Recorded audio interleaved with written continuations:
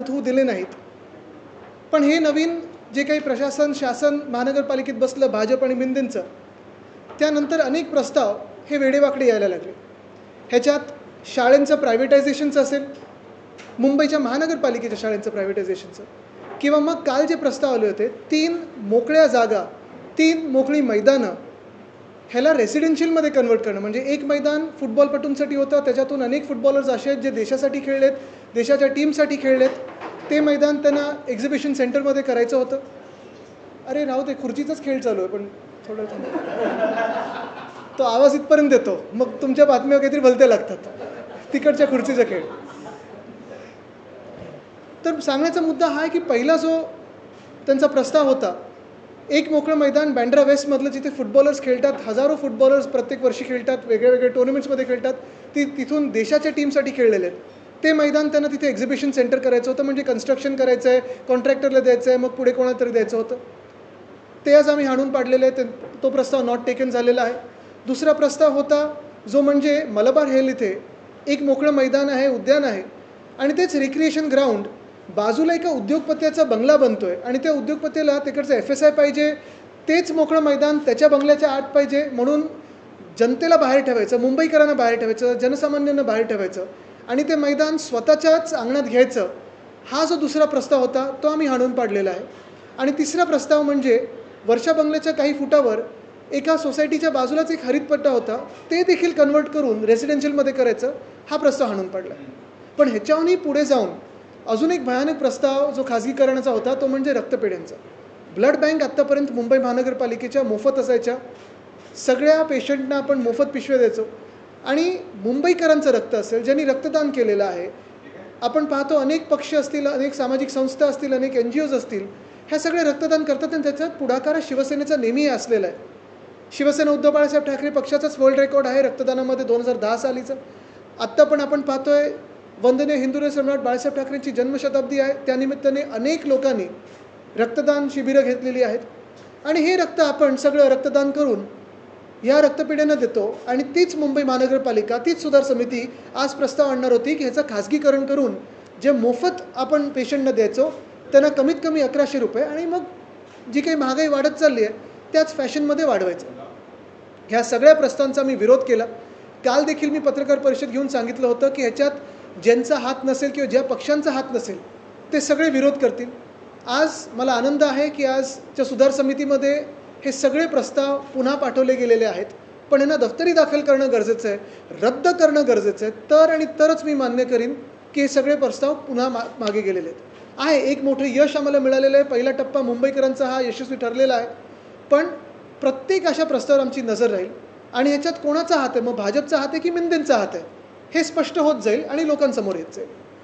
तुम्ही थेट असं कळलंय की देवेंद्र फडणवीस मुख्यमंत्री त्यांना देखील कॉल केला होता आणि या संदर्भात नाही, असा कॉल कुठचाही झाला नव्हता. जेव्हा आमचं अधिवेशन सुरू होतं तेव्हा एका मैदानासाठी मी मुख्यमंत्री महोदयांना भेटलो होतो. तरी देखील कारण माझ्या पण कानावर आलं आपल्याच माध्यमातून की त्यांनी लक्ष घातलं, त्यांनी याची दखल घेतली. काल पत्रकार परिषद असेल किंवा जे काही आपण पाहतोय पक्षांमध्ये, कारण मी काल भाजपला पण अपील केलं होतं, मी आपल्याच माध्यमातून भाजपला देखील अपील केलं होतं की जर त्यांचा ह्या प्रस्तावाला पाठिंबा नसेल तर त्यांनी याचा विरोध करणं गरजेचं आहे. तर आज जर त्यांनी दखल घेतली असेल तर मी आभार मानीनच. पण महत्त्वाची गोष्ट आत्ता काही करण्यापेक्षा किंवा बोलण्यापेक्षा जेव्हा खरोखर हे तिन्ही प्रस्ताव RG टू रेसिडेन्शियलचे खारिज होतील, दफ्तरी दखल होतील, रद्द होतील आणि ब्लड बँक प्रायव्हेटायझेशनचे प्रस्ताव रद्द होतील, मला कुठेही कमीपणा नाही. मी जाऊन त्यांचे जाहीरपणे आभार मानीन त्यांना भेटून. एक महत्त्वाचा निर्णय केला, तुम्ही भूमिका घेतली. खास करून उद्योगपतीच्या बाबतीत तुम्ही उल्लेख केला की गार्डन होतं ते घेण्याचा आमचा करण्याचा प्रयत्न होता. असाच एक प्रकार पंचनगरमध्ये देखील घडला आहे. निर्मल एज्युकेशन सोसायटी जी खाजगी संस्था आहे, त्या संस्थेने एक भूखंड घेतलेला आहे, तो क्लिअर झाला आहे.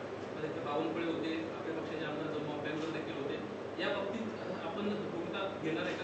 नक्कीच आम्ही घेणार आहोत. आपण पाहिलं असेल सर्व मुंबईमध्ये आता आज पण एक मैदान परत ढापण्याचा प्रकार होता, तिथे देखील आमचे आमदार महेश सावंतजींनी आंदोलन केलेलं आहे. तिथे आमचे निशिकांतजी पण आंदोलन करत होते, जे नगरसेवक आहेत.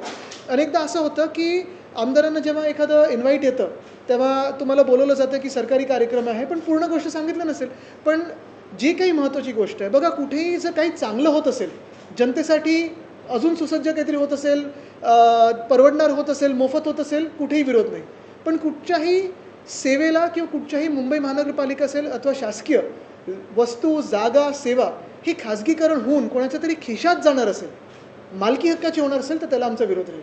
जर सेवा सुधारणार असतील, कोणीतरी पुढे पाऊल चांगलं करत असेल, मुंबईसाठी असेल, महाराष्ट्रासाठी असेल, तर आम्ही त्याचा विचार करू.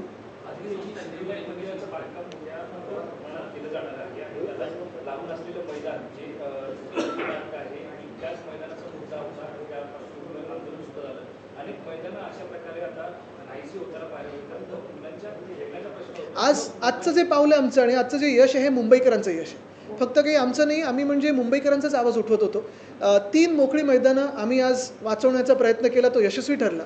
पण जसं मी सांगितलं की मुख्यमंत्र्यांचे आभार असेल किंवा पूर्ण समितीचे आभार, हे मी ह्याच वेळी मानीन जेव्हा हे जे प्रस्ताव आहेत ते पूर्णपणे रद्द होतील आणि ज्या आत्ता जसे मोकळी जागा आहे किंवा जिथे फुटबॉल असेल, जिथे हरितपत्ता असेल, ते पुन्हा रिस्टोअर होईल. हे पहिली गोष्ट.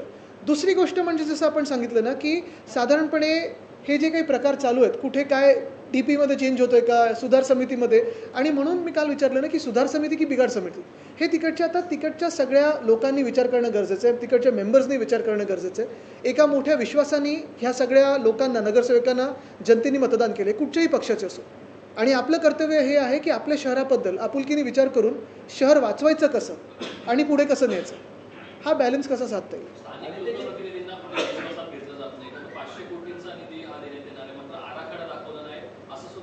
नक्कीच अनेक प्रस्ताव असे असतात आणि आपल्याला अजून एक आठवण करून देईल. काल सिद्धिविनायक मंदिरासाठी 500 कोटी आहेत, पण आमच्या वेळी एकविरा मंदिराचं देखील आम्ही काम सुरू केलं होतं. महाराष्ट्रात 10 पुरातन मंदिरांचं आम्ही काम सुरू केलं होतं. अनेक मंदिरांना फंड दिला होता. त्याचं पुढे काय झालं, कारण एकविरा देवी अनेक, जसं आम्ही भाविक आहोत, अनेक लोक जे जात असतात. आत्ता थोड्या पायऱ्यांची डागडुजी करणं गरजेचं आहे, लिफ्ट लावणं गरजेचं आहे, तिथे बाजूला हेरिटेज साईट आहे, त्या गुंफा आहेत, त्या देखील ठीक करणं गरजेचं आहे.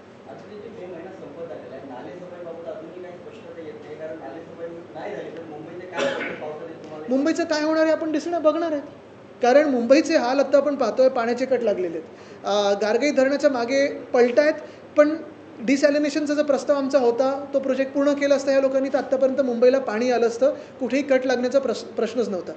मुळात गोष्ट ही आहे, आपण पाहिलं असेल, नुसतं 10% नाही, अनेक ठिकाणी जास्ती टक्के पाणी कट लागलेलं आहे, प्रेशर कमी येतं आहे, वेळ भयानक कुठची तरी भलती करून टाकलेली आहे.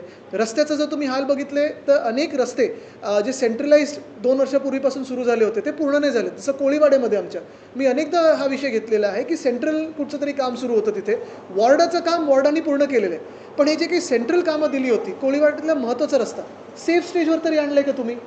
मग आम्ही किती आंदोलनं करायची आणि कशावर बोलायचं हा एक विषय असतोच, पण प्रत्येक गोष्टीत तुम्हाला आंदोलन, प्रत्येक गोष्टीत काही तिथे राडे झाल्यानंतरच तुमचे डोळे उघडणार आहेत का?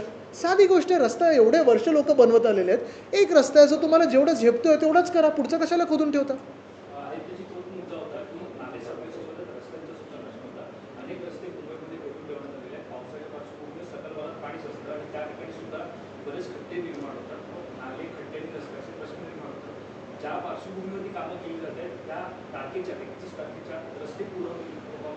हे तुम्ही आणि मी दोघंही फिरतोय आपण, जसं आपण आधी देखील फिरायचो, आपल्याला आठवत असेल, मी प्रेसला घेऊन महापौरांच्या सोबत AMC DMC सगळे घेऊन फिरायचो.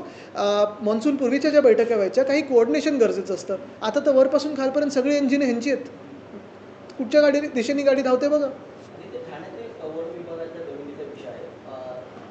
खाजगी विकासकांनी त्या जमिनीवर कब्जा केला, जवळपास 200 एकरची जमीन आहे आणि TDR जो आहे तो विकासकाला महापालिकेकडून देणार, म्हणजे जवळपास 2800 कोटी देणार महापालिकेकडे दिलेला. ह्याच्यावर अजून काही पुरावे घेऊन आम्ही समोर येणारच आहोत. येऊरचं जे त्यांनी स्कॅम केलं आहे आणि हे सगळं जे काही खाजगी विकासकाला घेऊन जंगलामध्ये, ह्याच्यात जंगलात परत परत कोण जात असतं तुम्हाला माहिती आहे, तर त्याच्यात कोणाचा हात आहे का हा बघणं गरजेचं आहे. पण मुळात पुन्हा एकदा मी तुम्हाला माझ्या महत्त्वाच्या मुद्द्यावर आणतो. आज एक मोठं यश मुंबईकरांना मिळालेलं आहे. 3 मोकळी मैदानं, जिथून एक तर मोकळं मैदान, एक उद्योगपतीच्या घराच्या बाजूला, दुसरं फुटबॉलसाठी, तिसरं हरितपट्टा, हा आज वाचवण्यात आपल्याला यश मिळालेलं आहे. आणि दुसरं म्हणजे रक्तपेढ्या ज्या आहेत, ब्लड बँक्स, त्या नेहमीसारखे मोफत ठेवण्यात आपल्याला यश मिळालेलं आहे. पण खरं यश हे तेव्हाच मिळेल जेव्हा आपल्याला हे सगळे जे प्रस्ताव आहेत ते रद्द करून मिळतील. राज्यातील कांदा प्रश्न अत्यंत महत्त्वाचा आहे आणि त्यासाठी आज दिल्लीमध्ये बैठक होते, तर सगळे नेते कांद्या प्रश्नासाठी आम्ही अनेकदा या मागच्या आठवड्यात आंदोलनं केलेली आहेत. आपण पाहिलं असेल अंबादास दानवेजींनी आपल्या समृद्धी हायवेवर पण केलं आणि काल परवाकडे नाशिकमध्ये पण केलं. ह्याच्यात अनेक लोक आणि अनेक शेतकरी उतरलेले आहेत.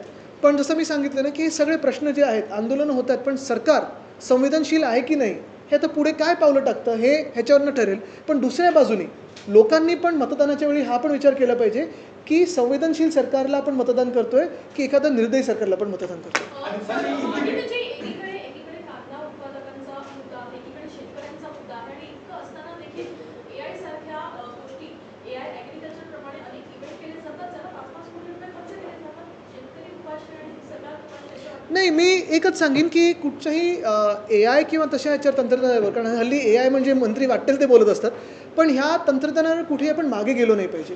ह्याच्यावर काम झालं पाहिजे, ह्याच्यात देशात आपल्या संधी मिळालीच पाहिजे, पण त्याचा लवकर आणि योग्य वापर हा आपल्या शेतकऱ्यांसाठी कसा होऊ शकतो, मला वाटतं त्याच्यावर काम केलं पाहिजे.